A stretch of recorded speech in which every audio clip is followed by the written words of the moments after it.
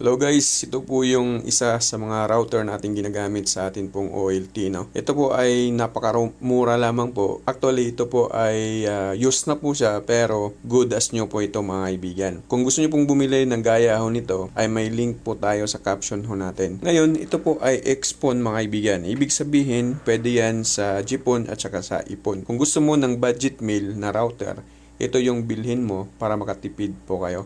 So, paano po ang setup or pagpasok ng admin na yan ay napakadali, napakasimple lamang mga kaibigan.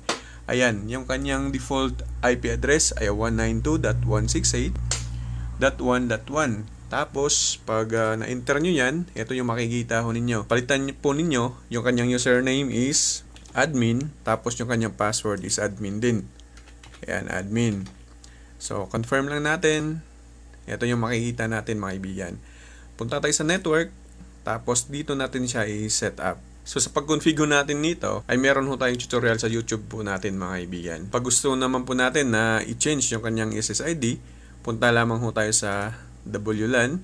Tapos dito po sa SSID settings, ayan, dito natin siya papalitan SSID name.